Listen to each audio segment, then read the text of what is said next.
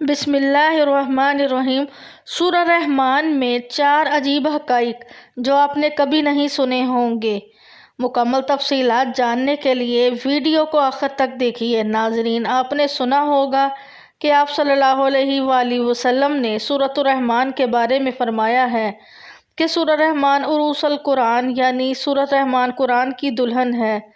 جیسے دلہن کو آپ خوشنما لباس پہناتے ہیں، اس کو زیور پہناتے ہیں، یعنی آپ دلہن کو جس طرح سے سجاتے ہیں، اللہ تعالیٰ نے ایک صورت قرآن مجید میں یہ ایسی رکھی ہے جسے خوب سجایا ہے۔ اس میں الفاظ کا دار و برست اس کا اپنا ایک سر ہے۔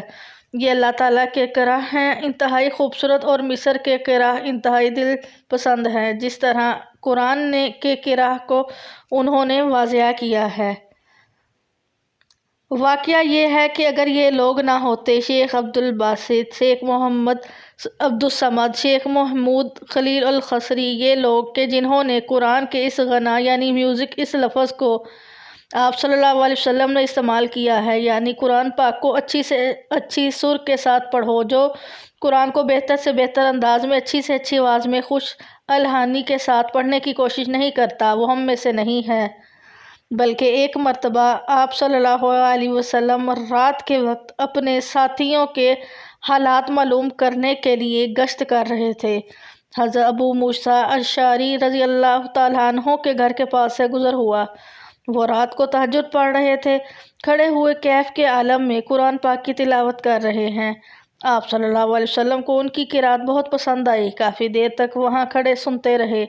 اب انہیں کیا پتا کون سن رہا ہے، وہ اپنی کیفیت میں نماز میں تہجد میں قرآن کی تلاوت کر رہے تھے، اور ظاہر بات ہے ان کے گھر ایکڑوں میں بنے ہوئے نہیں تھے، ایک کمرہ، ایک ہجرہ، ایک ایسے تو گھر تھے۔ صحابہ کے لہٰذا آپ صلی اللہ علیہ وسلم پاس سے گزرے، آواز آئی، کافی دیر سنتے رہے، اس کے بعد آپ تشریف لے گئے۔ صبح فجر میں ملاقات ہوئی تو آپ صلی اللہ علیہ وسلم نے تجسس کے انداز میں فرمایا، اے موسیٰ، تمہیں تو آل داؤد کے سازوں میں سے ایک ساز اللہ نے عطا فرما دیا ہے۔ جس طرح حضرت داؤد البدرداوی مشہور ہیں کہ جب وہ پچھلے پہر رات کو حمد کے ترانے الپاتے تھے، قرآن میں ہے کہ پرندے شامل ہو جاتے تھے ساتھ، اور پہاڑوں وجد میں آ جاتے تھے، پہاڑ بھی ان کے ساتھ شریک ہوتے تھے۔ تو جس طرح کا اللہ نے ان کو لحد عطا فرمایا تھا، آپ صلی اللہ علیہ وسلم نے تجسس کے انداز میں فرمایا، اے ابو موسیٰ اشعری، اللہ نے تمہیں بھی آل داؤد کے سازوں میں سے ایک ساز عطا فرمایا ہے۔ آپ صلی اللہ علیہ وسلم فرماتے ہیں کہ جس طرح کان لگا کر اللہ قرآن کو سنتا ہے، کسی چیز کو نہیں سنتا، ہمیں نظر نہیں آتا، ہمیں معلوم نہیں ہے ہم قرآن پڑھ رہے ہیں تو سننے والا کون ہے، سب سے زیادہ کان لگا کر سننے والا خود اللہ ہے۔ بہرحال قرآن مجید کا جو یہ ساز ہے، قرآن کے الفاظ کا جو حسن ہے، جہاں تک حسن معنی ہے وہ ہر لفظ میں ہے، لیکن یہ حسن ظاہری، حسن لفظی، یہ سورۃ رحمان میں اپنے کلائمیکس پر آپ کو نظر آئے گا، لیکن قرآن میں یہ سورت اس اعتبار سے بھی ممتاز ہے۔ اس کی 4 آیات پر ذرا توجہ کریں گے، عجیب حقائق سامنے آئیں گے۔ جہاں یہ قرآن مجید کے حسن سود اور حسن لفظی کے معراج ہیں، وہیں اس کی پہلی 4 آیات میں 4 چوٹی کی چیزوں کا ذکر ہے۔ سب سے اونچی چیز ہے، پہلی آیت ہے، رحمان کیا ہے، اللہ کا نام کیا ہے؟ کبھی آپ نے غور کیا اللہ کے ناموں میں سب سے پیارا نام کون سا ہوگا؟ رحمان کیوں؟ اس کے معنی کیا ہے؟ رحمت، ہمیں سب سے بڑھ کر جس چیز کی ضرورت ہے وہ ہے رحمت خداوندی۔ آپ صلی اللہ علیہ وسلم ہیں۔ کوئی شخص جنت میں مجدد اپنے عمل کی بنیاد پر داخل نہیں ہو سکے گا جب تک کہ رحمت خداوندی دستگیری نہ کرے۔ جب آپ صلی اللہ علیہ وآلہ وسلم نے فرمایا کوئی شخص جنت میں داخل نہیں ہو سکتا، اس صحابی نے بڑی ہمت اور جرأت کا ثبوت دیا کہ آپ صلی اللہ علیہ وسلم سے اس نے پوچھ لیا کہ کیا حضور صلی اللہ علیہ وسلم آپ بھی؟ آپ صلی اللہ علیہ وسلم نے فرمایا، ہاں میں بھی۔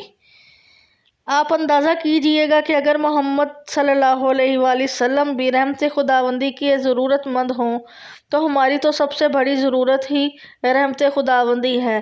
اب یہ رحمت قرآن مجید میں اللہ تعالیٰ کی شان 2 الفاظ کے ذریعے سے آتی ہے۔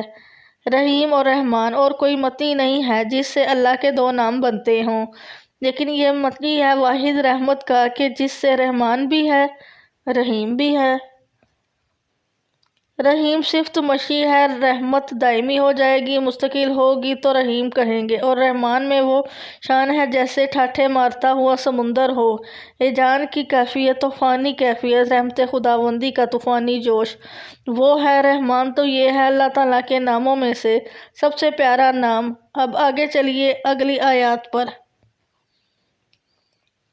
رحمان نے قرآن سکھایا، رحمت خداوندی کا سب سے بڑا موضع، رحمان کی رحمانیت کا سب سے بڑا مظہر قرآن ہے۔ ان میں جو منطقی ربط ہے اس کو سمجھتے جائیے۔ آپ یہ سوچیے، جو علم بھی انسان کو حاصل ہوا وہ کس نے دیا؟ اللہ نے سائنس کا علم بھی دیا۔ ترجمہ: وہ علم اعظم جو حضرت آدم علیہ السلام کو دے دیا گیا تھا، اصل میں یہ اسی کا ظہور ہے جو ہو رہی ہے اور ہوتی رہے گی۔ اور جو دوسرے علم ہیں وہ کس نے دیے؟ اللہ نے ہی دیے۔ مخلوق میں سے کوئی اللہ کے علم میں سے کسی شے کا احاطہ نہیں کر سکتا مگر وہ جتنا اللہ دینا چاہے، لیکن یہ کہ تمام علوم میں چوٹی کا علم قرآن ہے۔ اللہ کے ناموں میں چوٹی کا نام رحمان۔ اللہ نے جو کچھ سکھایا انسان کو، اس میں چوٹی کا علم قرآن کو پیدا فرمایا۔ اب اگلی آیات میں یہ بتایا گیا ہے کہ حیوانات کو کس نے پیدا فرمایا، آسمان کس نے پیدا کیے، زمین، فرشتے کس نے پیدا کیے، یعنی خلق الانسان۔ اس کی تمام مخلوقات میں اس کی تخلیق کی معراج، اس کے تخلیق کا نقطہ عروج انسان ہے۔ یہ ہے کہ جو مضبوط، جو ملائک بنا ہے، جو تخلیق میں سب سے اونچی تخلیق انسان کی ہے۔ عالموں میں سب سے اونچا علم قرآن کا، اللہ کے ناموں میں سب سے اونچا نام رحمان کا۔ ناظرین، ویڈیو پسند آئے تو لائک ضرور کیجیے گا۔ اللہ تعالی ہم سب کا حامی و ناصر ہو، آمین۔ کمنٹ باکس میں ایک لائن اللہ کی ذات پاک کے لیے لازمی ٹائپ کریں۔ جزاک اللہ۔